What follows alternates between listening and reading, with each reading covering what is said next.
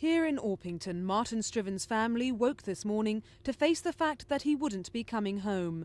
It wasn't until yesterday afternoon that they heard that Martin, a 24-year-old computer operator, was the one who died in the buffer crash at Cannon Street Station. Today, his brothers told of their grief. It won't be until we actually settle down and get a bit of peace and quiet again that obviously, things are going to really hit. Yeah, take time to sink in. What kind of guy was Martin?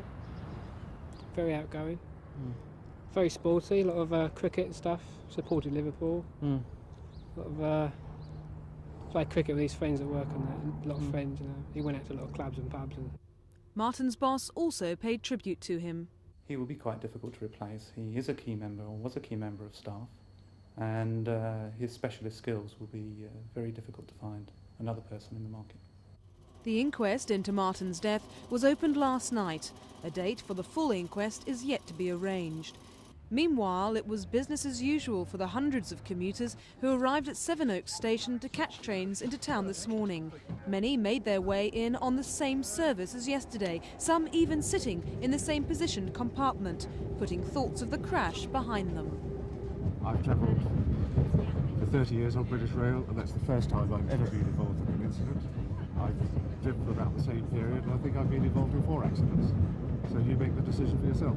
As the train pulled in, I was thinking, shall I move down the platform? Shall I move up the platform?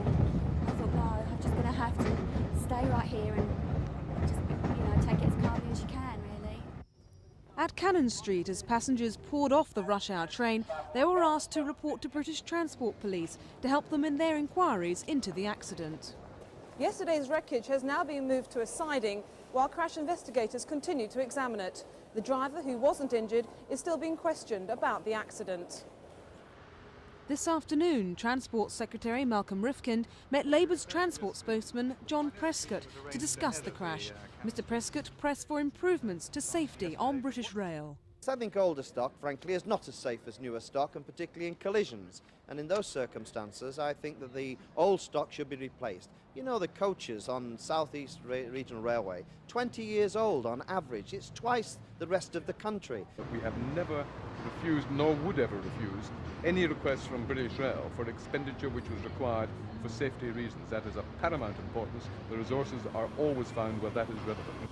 As inquiries into the smash continued tonight, British Rail vehemently denied reports that the carriages on the Cannon Street train had parts which dated back to the 1930s. They stressed changes to carriage numbers had caused confusion. Meanwhile, as the crash train sits in the sidings, police revealed that the number of people hurt was 338. 25 casualties are still being treated in hospital. One is in a critical condition. Githa Hutton, Thames News.